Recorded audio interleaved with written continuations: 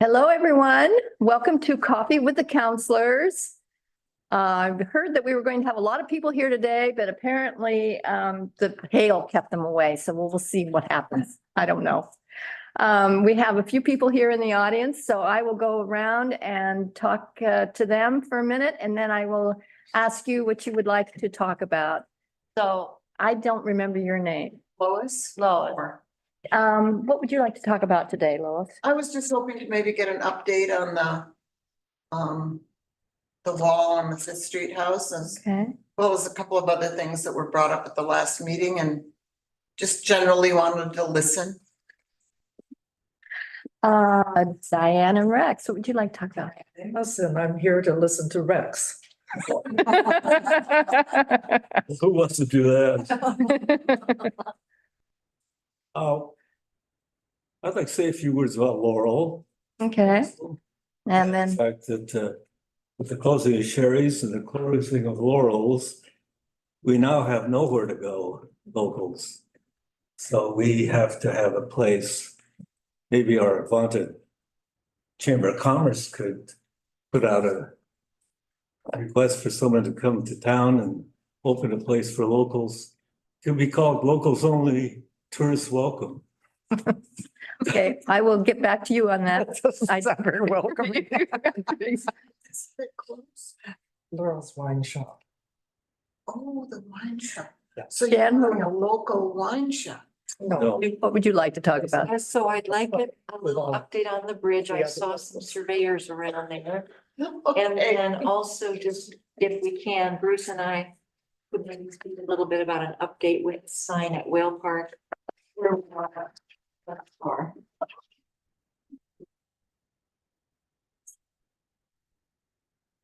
All right, Betsy, what would you like to talk about today? Well, I actually just came to listen, but after listening to Rex mention Laurel's, I will say that even though they serve tourists, Steve Sinkler has a perfectly local wine shop also here in town, and he and his wife are great community members and neighbors. Betty, what would you like to talk about today? Actually, I don't have any issues. I just would, when it gets to the end of the meeting, I just want to say something nice. You don't have to wait to the end of the meeting for that. Okay. We're all looking forward to that. Ginny, what would you like to talk about today? Well, I missed the very beginning, but congratulations to Fire and Rescue for that amazing rope rescue they did down at Neocani over the weekend. And I would like to talk about gardening. Gardening. A day where we just had a big hailstorm, you want to talk about gardening. That's good. Yeah. That hail was crazy. I was just driving back from a walk. Thank God we got up the beach before that happened. Oh, yeah. There's a lot of accumulation. Wow, yeah. Oh my God. Okay, Les, what would you like to talk about? Well, we're not having hail here. Oh, well, you're in Texas, right? Yeah, we could use the moisture. Anyway, no, I was mainly just calling to listen in. Thank you. Okay. And Sharon, welcome. What would you like to talk about today? You are on mute. If you're talking, you're muted. She just connected, so it might be, Hmm? she disconnected, so it might take her a second there. Okay. Well, we will get back to you, Sharon. So let's get started with the update on the Fifth Street wall. I wanted to ask Lisa, do you want to talk about anything today? I do. I want to talk about I want to ask Jason and Dan about the dog attack. Oh, yeah. You know, the Hounds of the Baskervilles. I know where they live, and and I want to talk about lighting, dark skies. Oh, boy. Would you guys get together before the Yes. Counselor, I see. I'm kidding. I'm sorry, didn't know. Dark skies. The dark skies ordinance Oh, the dark. or the non-dark skies ordinance now.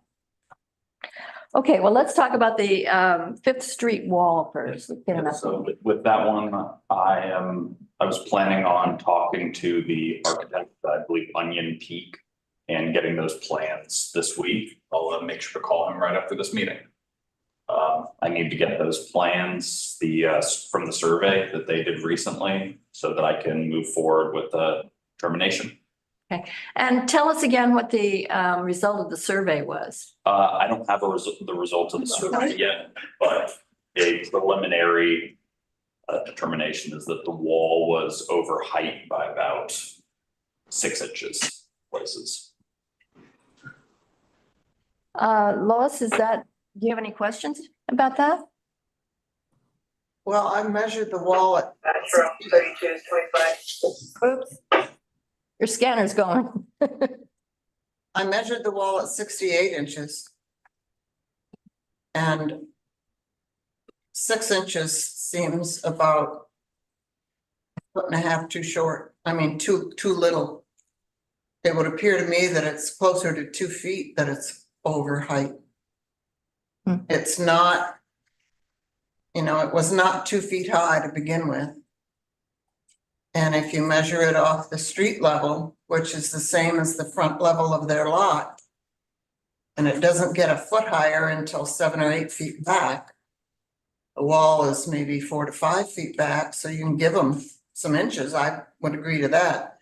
It maybe has gone up a couple of inches, although I have a video of them filling it in with gravel before they ever cut the trees down, filling in the low area, kind of swale area along the road because water settled there and the big trucks couldn't get in and out. So I would, 6 inches is hard to believe. Okay, well, I'll let you keep communicating with. The 6 inches is just a very, very rough estimate. The survey will show exactly how out of compliance it is. There's no question that it is out of compliance. Yeah. So we'll be making sure to move forward and get that issue abated. Thank you. Right. Did you have any other questions, Lois, or any other concerns? No, I just want to listen. Okay. Diane and Rex, you wanted to talk about another place possibly to meet. And this is for coffee, kind of. I hope everyone read the article in the Astorian about Laurel, the closing in her 40 years. And the fact that she and Jim brought so much culture to our community. Jim brought jazz and classical music and conductor of the North Coast Band Symphonic Band for 20 years. North Coast Symphonic Band. And when we drove out of town to go to Oysterville, visit a friend, we saw that iconic grapevine gone and thought, oh my God, something's happened. So we don't get Facebook or anything. So until we read the article, we knew. So we dropped in yesterday and it was kind of like the whole shop could be dumped into the historic because there's so much there that we could use. And I found her statement of when she was going to run for mayor. And because there's been so much vitriol and all these calls, and I think that some of the things she said, as she said in the article, are true today as they were then. And if I may read. Sure, go ahead. And she said, and this was written 25 years ago, the statement. So and then she was a 25-year resident at that time of Canada Beach. I have seen many changes in our community. Early on, I chose to be part of the process of facing the challenges of growth and livability. I have served on the budget committee, short-term rental committee, planning commission for 8 years, and city council for 4 years. I have been in retail for 23 years with my own business for the last 15 years, these years. I have helped chair the Red Cross Blood Drive for 15 years and served as volunteer and interpreter for the Haystack Awareness Program for 15 years. It has been an honor to represent Cannon Beach in these capacities. I would like to say thank you to the many people who have expressed support for my candidacy for mayor of Cannon Beach. And this could go to all of us running for office. As mayor, my goals would include creative problem solving for the challenges we face. And as school siting, parking, emergency preparedness, managing growth, and fiscal responsibility are true today. The mayor has an obligation, and this is what I say this, we could all learn from this, to foster an atmosphere of cooperation, objectivity, and fairness, not only at council meetings, but also as representing the city, governing by involving citizens, listening as well as talking, and coming to consensus is the only way to find long-lasting solutions. Cannon Beach is a truly remarkable place, not only for its beautiful environment, but also for the spirit of volunteerism and caring among its populace.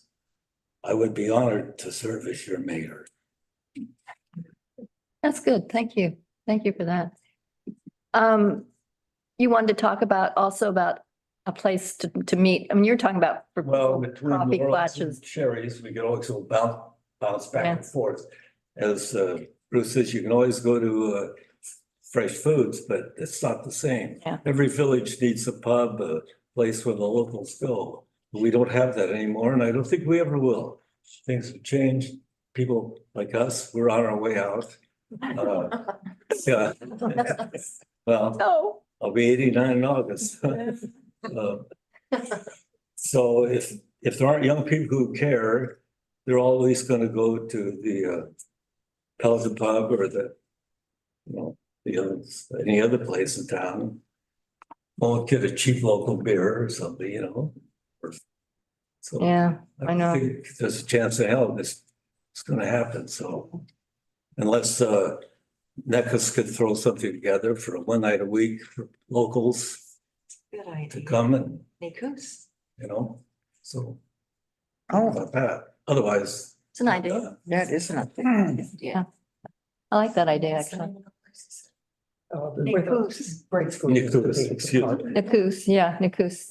Oh, the next. Someplace in the grade school. That's a good idea, actually. It's a great idea. I like that idea. Actually, Sherry has said she'd be willing to kind of organize. Really? If we ever had such a place. Wow. Really? Set up the coffee pot and kind of I like that. I like that idea a lot. people do their own thing. Well, it has to cheap beer. Well, we have a kitchen there, so Yeah. we'd have to get a server's license, but yeah, I think. But once a week, because it used to be every Friday, the whole town would get together at Sherry's or at Yeah. Laurel's and at Laurel. So Yeah. we'd often go back and forth. Are you talking where they have the food pantry in the back? Right now? No, No? Well, there is a food pantry at the school side. Right, yeah. But that's not what you're talking about. You're talking about when they get the building remodeled. Yeah. Yeah. Remodeled the building. That's a ways down the road. Just the room. Yeah, we'll be Yeah. dead by then, but Oh, No. jeez. No, we'll wheel you in your wheelchair down the street and then we'll let go. wheelchairs. Could I say one more thing about? Sure. She defended herself against the vicious attack in her shop about accessibility. And what they didn't know is that her father was disabled and she had to care for him. And she had to defend herself through a lawsuit that went to the federal court because the ADA is a federal organization. So she had to defend her at court. at the Ninth Circuit, Yeah, and Diane and I and Bud Clark, we'd go to all these meetings at the federal court in Portland. And Laurel was so good at stating the case. And the attorney that was attacking her was so vicious that the federal judge shot him down and she won. But it cost her so much money that she won but lost because she probably never could pay off that debt. Not to Defend mention, herself. not to mention that it ruined their health, Yeah. both of them. Jim had a stroke and then she had to take everything on herself. Yeah. So I think we owe Laurel a great debt. Appreciation. Good. Whatever else people might think about it, some of her decisions. Everything's in context. We love her. Thank you, though. I appreciate that. I really appreciate you reading that. That's good. Jan, you wanted an update on the bridge? Yeah, I saw some surveyors to the north of the bridge and to the south of the bridge, so I'm wondering what that was about and. I know Karen is on, I think. I just talked to Karen. We're getting ready to have a kickoff meeting with Civil West, the engineers on the project. So we're moving forward. And what exactly is what is going to be discussed at that meeting? I don't know when you have the kickoff, you start talking about responsibilities, you passing information, that kind of stuff back and forth. But ultimately, they will be following the scope that was in the proposal for the engineering work. And to determine if the bridge is seismically stable or what exactly? Take to make it seismically stable. Okay. And is this a question then as to whether or not it needs to be replaced? Or, Ultimately, it would come down to that. okay, so that's basically the goal, to determine whether it needs to be replaced or not. Or if it can be rehabilitated. Our fingers crossed. Yeah. And then you wanted to talk about the Whale Park sign? Yes, so Bruce and I met on Thursday. And I had met with Gary Hayes before that, and I'd met with Anita Duber before that. And we're trying to find a place to move that little sign so that it's not blocking the view of people at the whale park.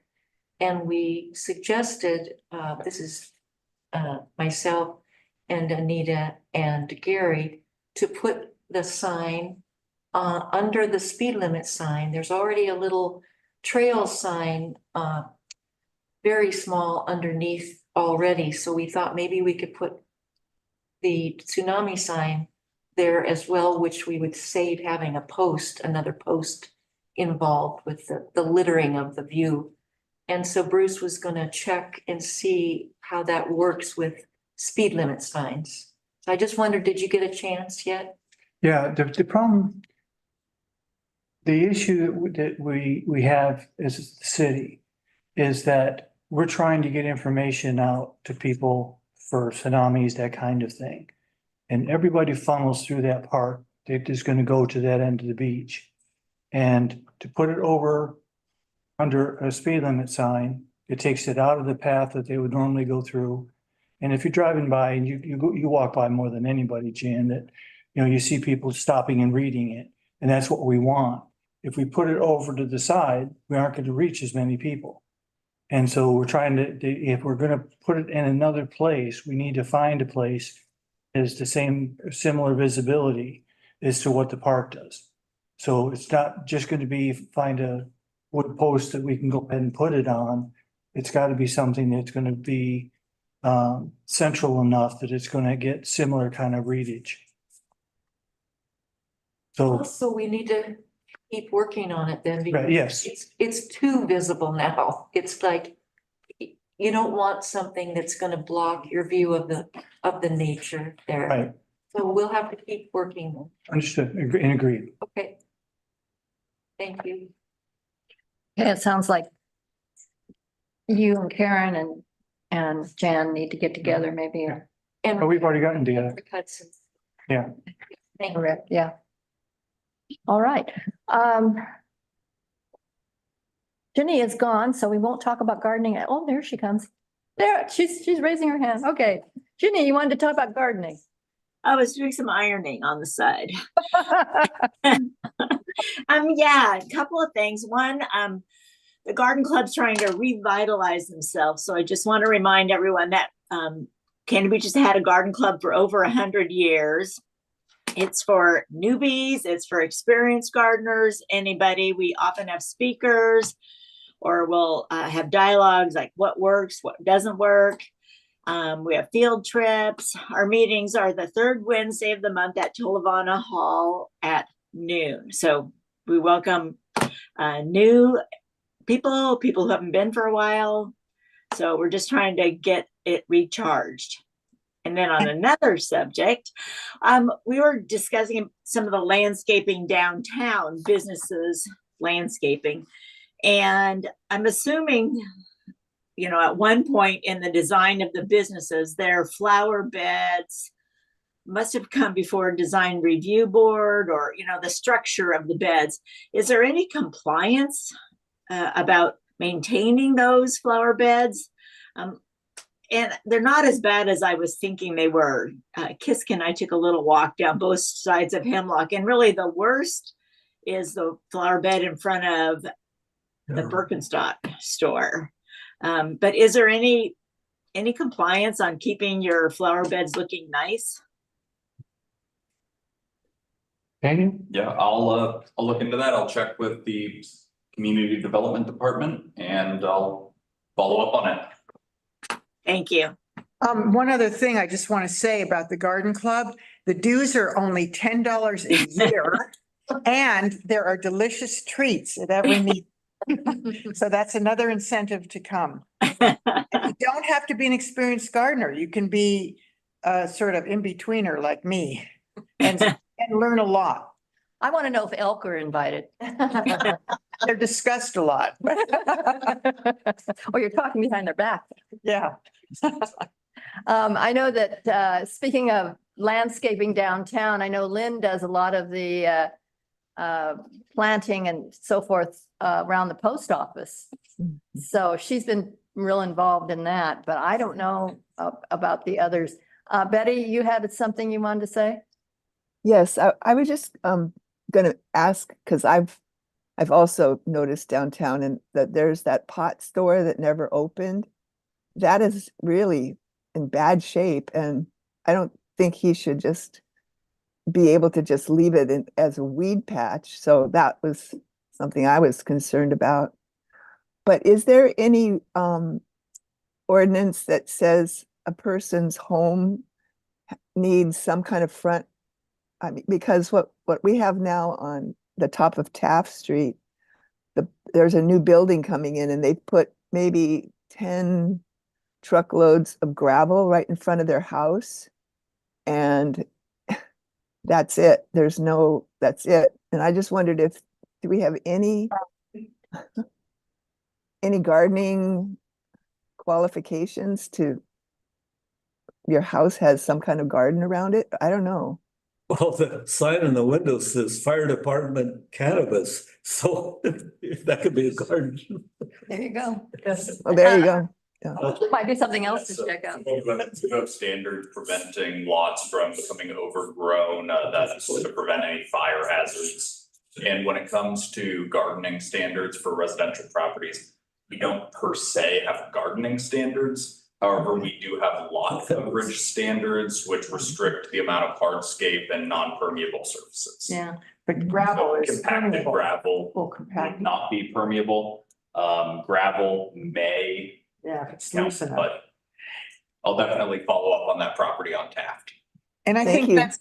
that's something for the code audit too, when we start doing, that's something to think about.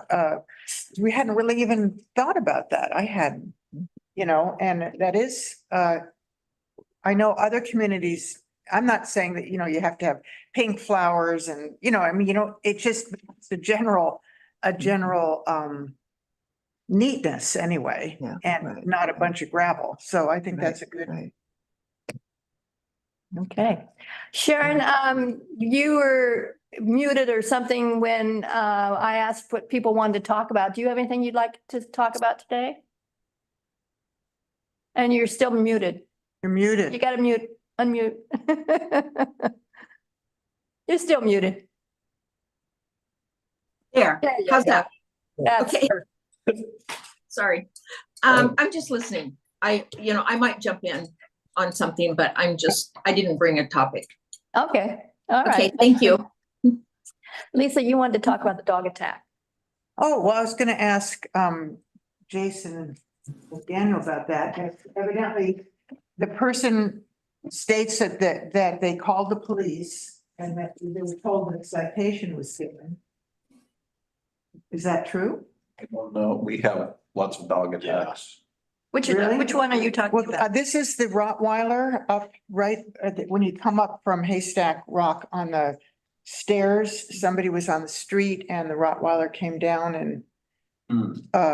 attacked her husband Okay. and he got pretty scratched up and, I know the house. It's the second time something's happened from that house and I've always passed those dogs and, been so glad that they're up on the second deck because they're just viciously barking like they want to kill you, when you walk by. Yeah, so I believe I know the one you're talking about. Yeah, I responded to that one.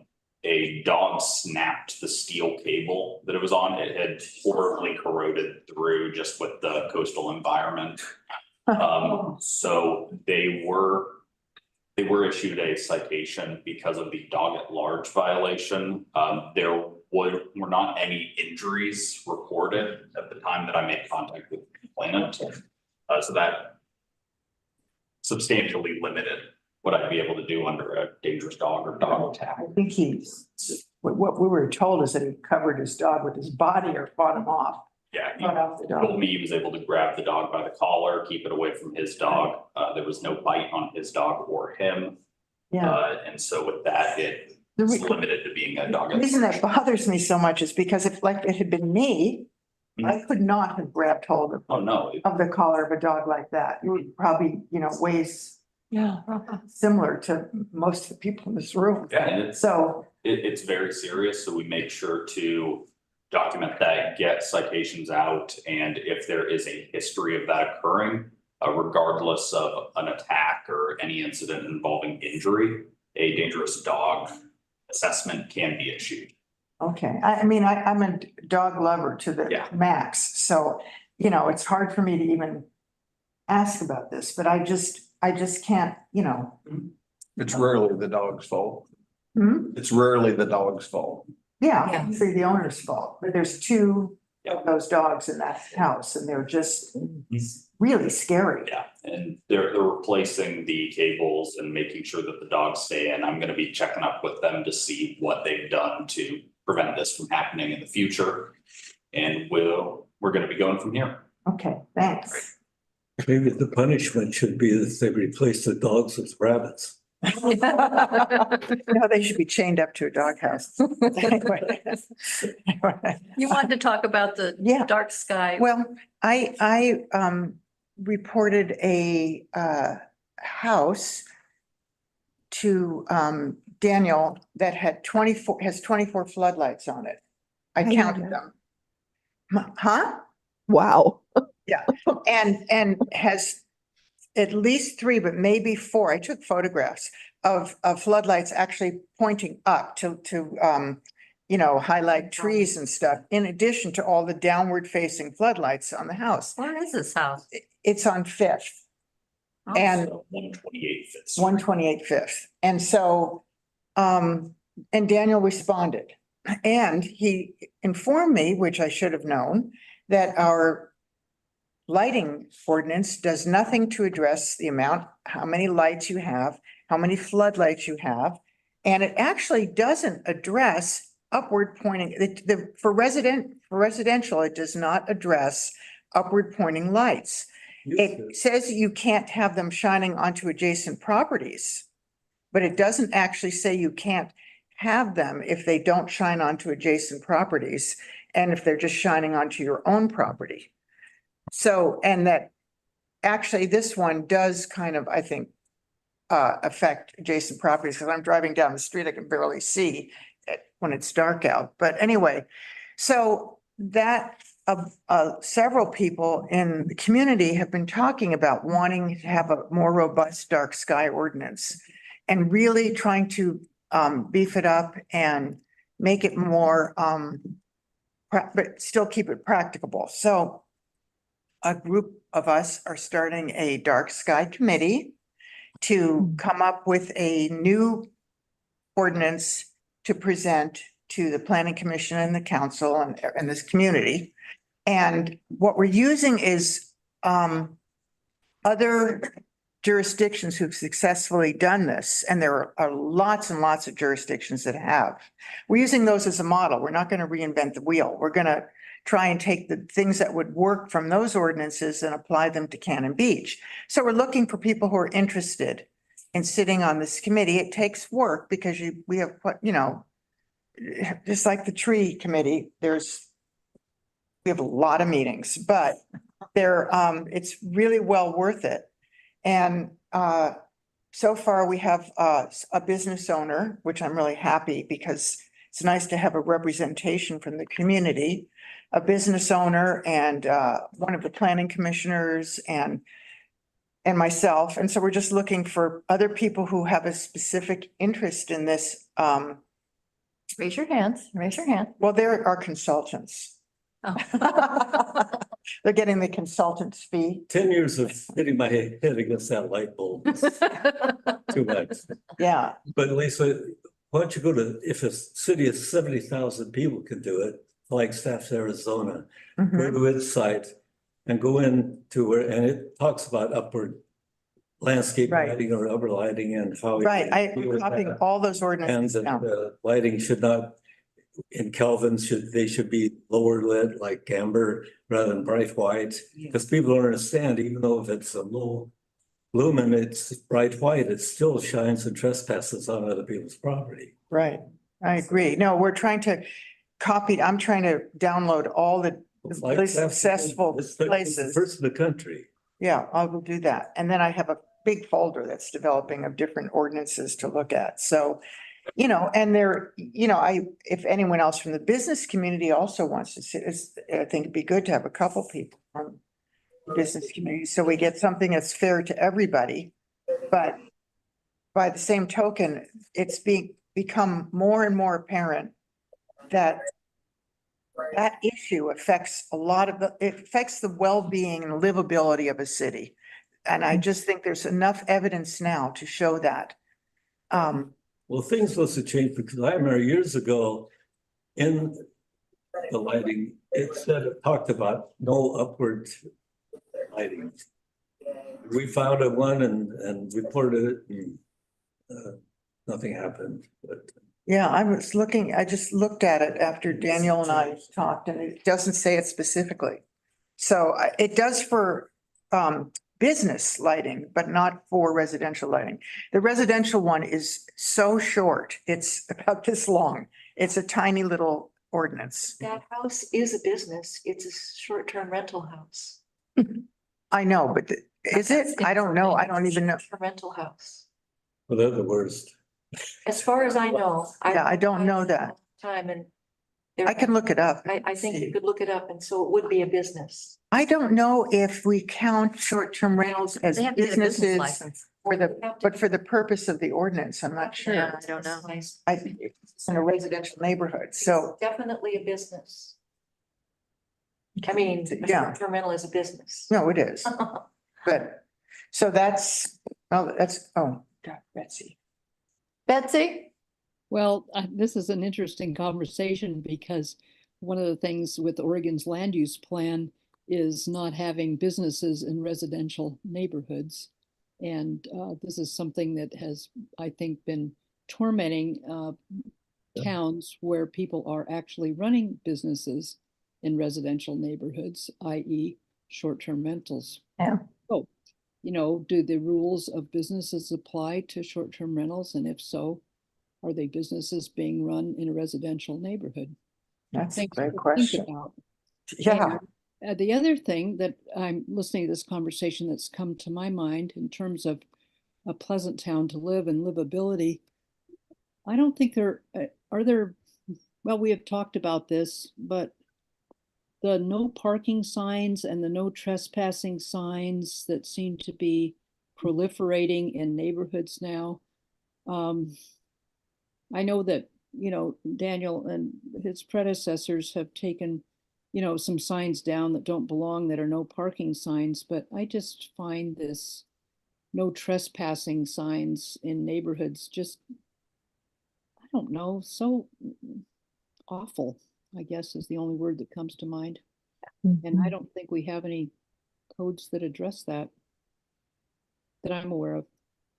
So the reason why some of those no parking signs have been able to be taken down is because there's an Oregon statute prohibiting unlawful place traffic control devices. So these signs facing out towards the street declaring that you cannot park on a public right of way are prohibited under RS. So in our municipal code, we don't have anything on that. We just have a limitation on the square footage of signage at a residence, which is admittedly, like the lighting ordinance, a lot more lax when applying these standards to residences compared to businesses. How about no trespassing signs? No trespassing signs.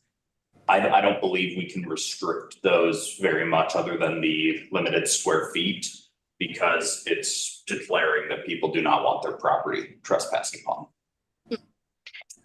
Betsy, when you see the no trespassing signs, do you know, are they just for the people's front yards or backyards, or where are they exactly? No, What are they?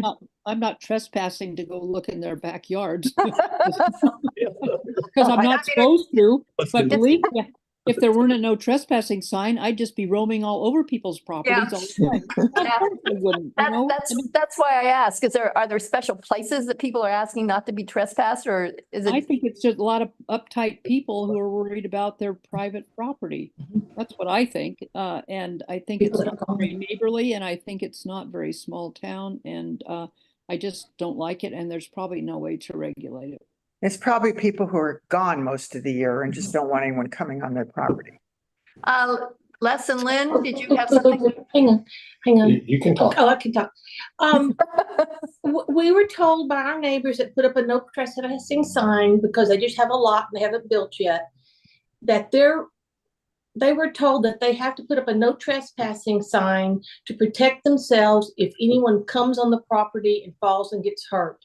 It is to protect, it's to show that they aren't liable. Oh, man.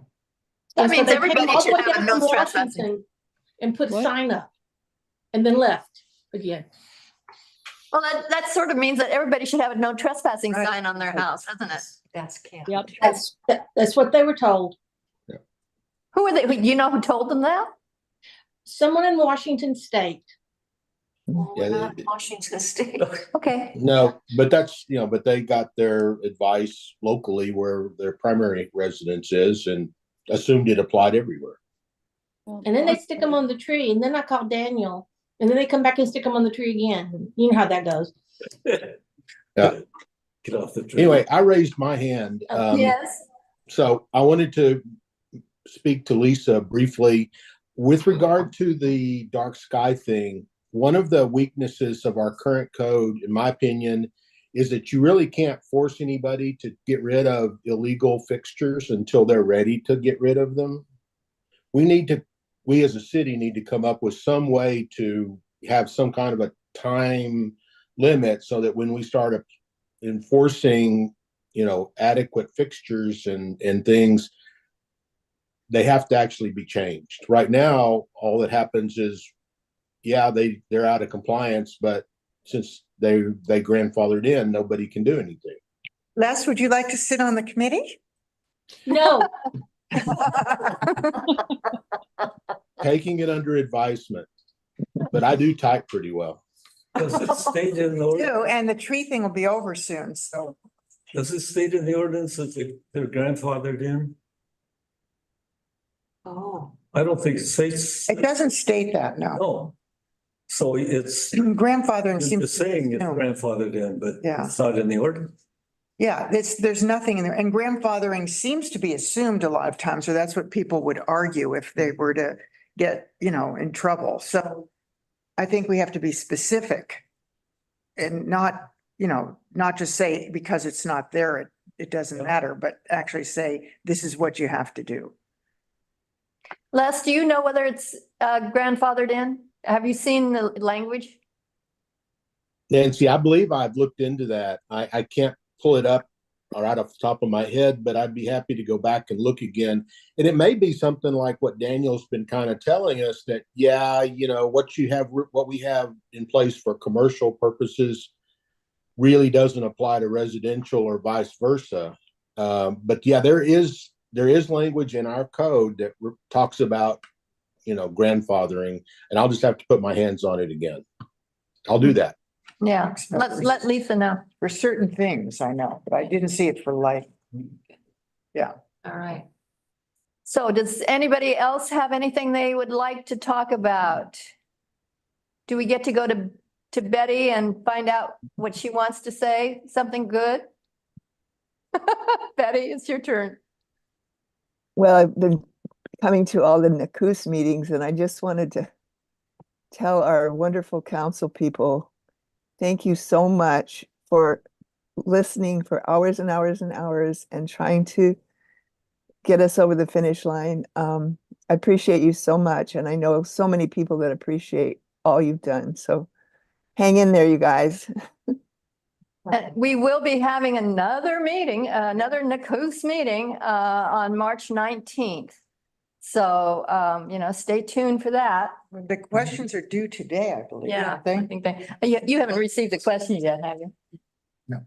Yeah, okay. They're due today. So there's a certain citizens group that wants to ask more questions about how we got here. And the city will be looking at those questions and the engineers and the architects and everybody involved. And we will have still one more meeting on March 19th, starting at 6 o'clock. Can I ask a question about NACUS? About NACUS, yeah. It would be nice if in a instructive way, if the tribes could get one of those huge old cedar logs and carve the seagoing canoe, the replica of the one that Lewis and Clark stole. So when they left. That's an idea. That's a great idea. Yeah, There is one. So Lewis and Clark stole it. And it's one of the big ones, one of the ones that crossed the Columbia. Yeah. They actually, the tribe owns one. It's called Dragonfly. And it's probably about 25 feet long. Yeah. At least. Where I is don't it? know. They use it all the time. Planning on Last having time it girl, at find out what. They're planning on bringing it to NACUS? Yeah, Oh, at least on an interim basis. that would be sort of cool. Ginny, you had something you want to say? I was going to say you guys are gluttons for punishment for having that March meeting, but really. What?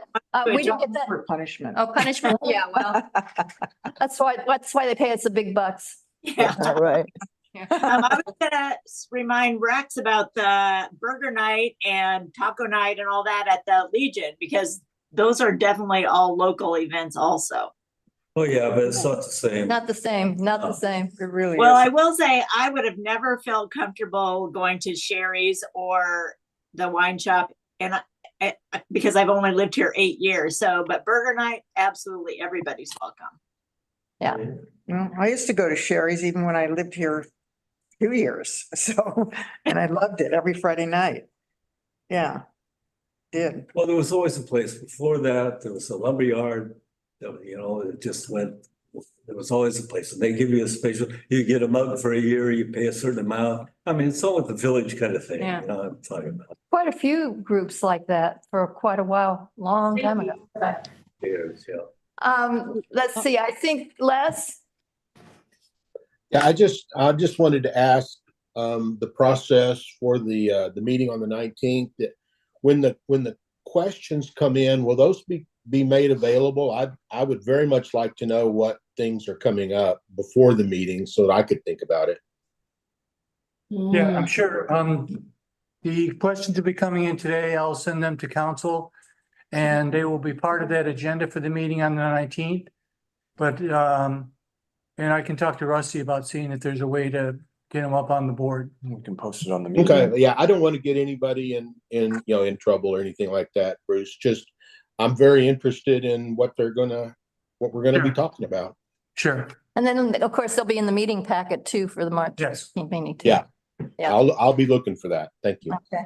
And so I just want to remind, if anybody is interested in this dark sky committee, please contact me because, we'll probably be working on it, I would say mid-March or late March. It's interesting. It's really interesting to look at all it's a fascinating process. So. Invite the birds. Sharon, did you have something you wanted to say? Yes, back to the Citizens Committee, as it's called. Do we know who that committee is? Does anyone know? I mean, we just keep hearing Citizens Committee, but I have never heard who they are. You're talking about concerned citizens who requested the additional Yes, information or additional meeting? yes. Bruce? I don't know who's on it. I think that they've named themselves. Oh, Paul Duber. Well, Paul Duber came to ask us Yes, for the I meeting, watched that. Yes, I watched that. but don't know who is behind him. Well, Lolly had the information in her newsletter or whatever, her letter. So she might be part of that. I don't know who else. It'd be nice if we knew who we were dealing with. Yeah. But Well, it we is a will when public we see the letters. I mean, today's the deadline and. Yeah, you know, after the fact, but okay. Yeah. But it is a public meeting, so we're hoping that they will come and we hope everybody else will be there as well. And we'll get to do this. Well, all I over. think that they should, if they're,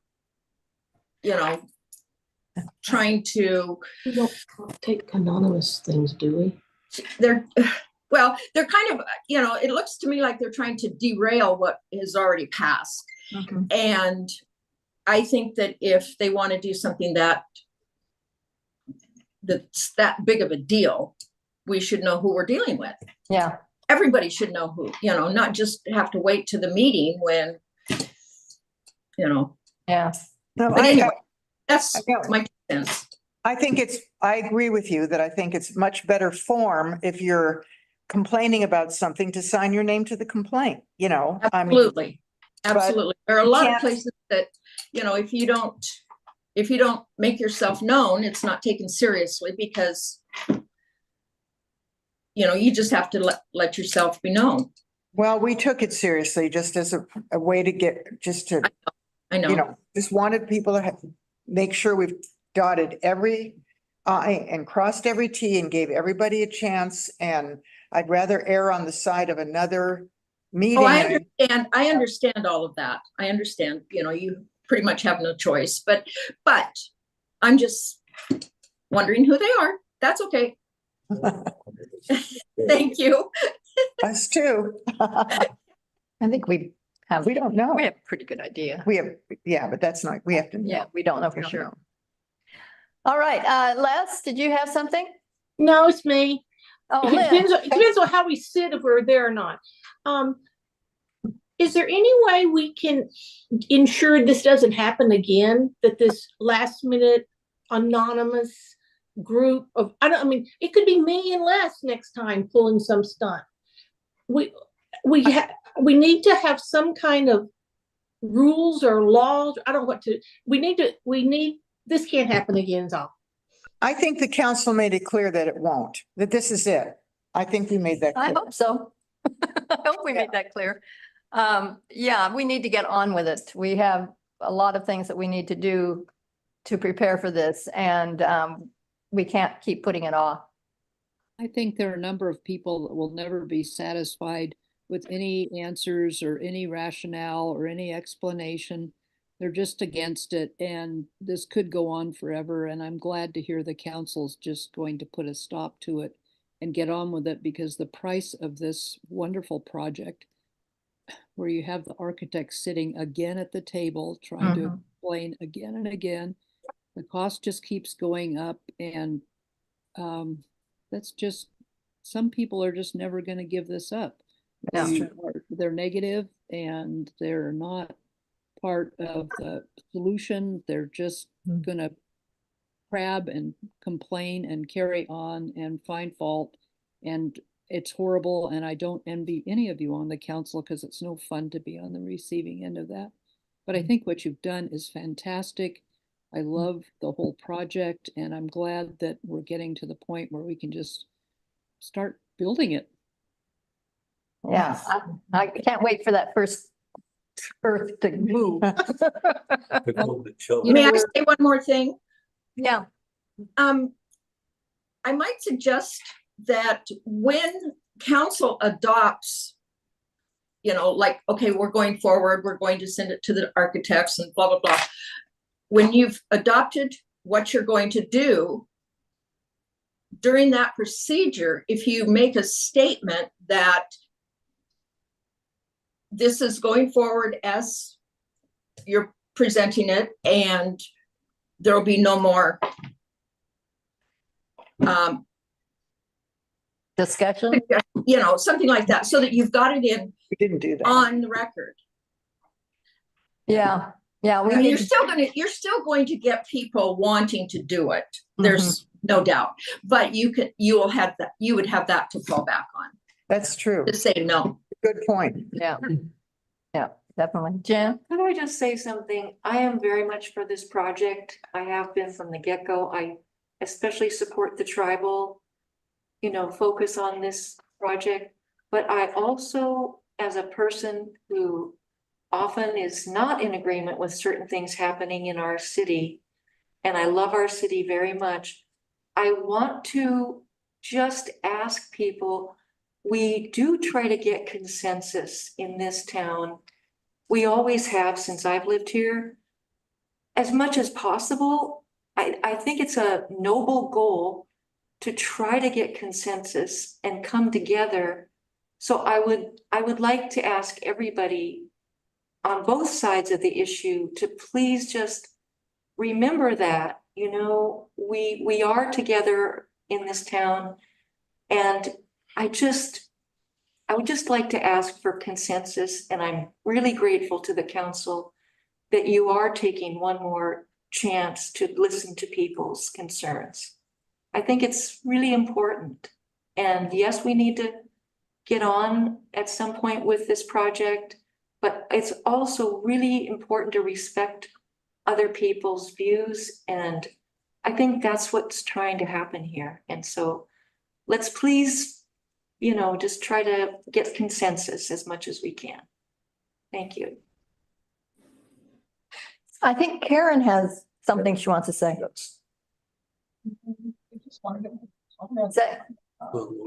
Is that Karen? Karen, are you there? Yeah, can you hear me?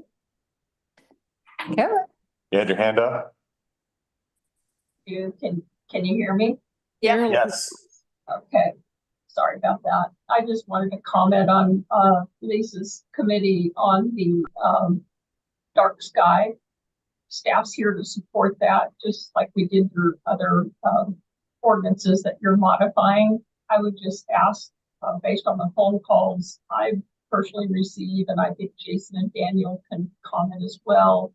When Molly's vehicle was stolen, I got a barrage of phone calls of people concerned about areas in town that are so dark, and that even though they have cameras could not identify someone that might be lurking around because it's so dark.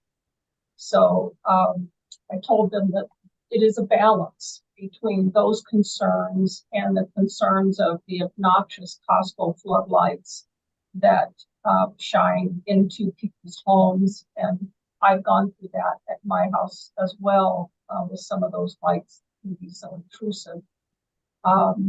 So I'd say just ask you to keep a balance of those two in mind, and really focus more on lights that cast down, that can still provide sufficient light and not flood out to your neighbors or up in the sky, like recently brought up a really good point for people trying to light up trees. As attractive as that can be, it can be really intrusive. So Karen, what do you, oh, I'm sorry. I thought you were done. I just wanted to say, let's try hard to strike a balance between those two things. I wanted to ask you, what do you think of motion sensors? I've actually tried a motion sensor myself, and unfortunately, they don't sync up with the camera. I'm a person that dealt with a stalker recently, as some of you guys know, and we started off with the motion cameras or motion lights, and unfortunately, they don't trigger at the same time the camera does. So when the person was on my property, we could not identify them.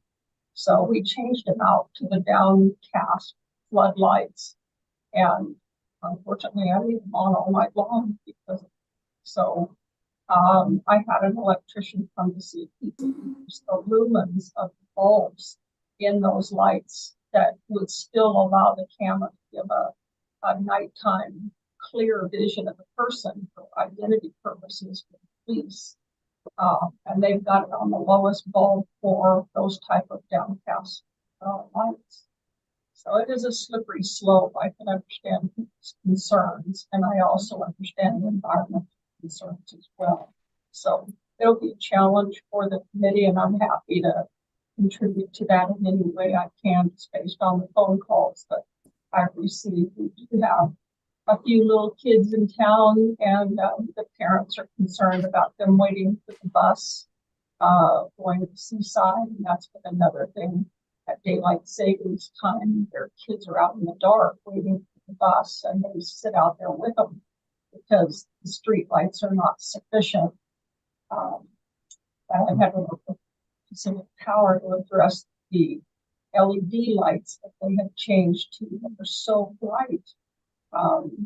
So it is a balance, and the new LED and lumen kind of challenge getting the sufficient lighting for safety versus, you know, the obnoxious shock of too much light.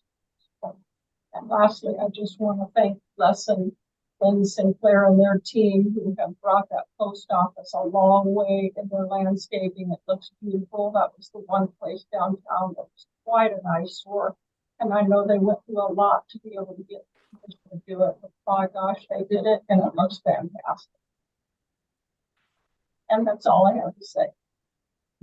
Thank you, Karen. All right, we have about 3 minutes left. Anybody, Betty, you wanted to say something? Just one more thing.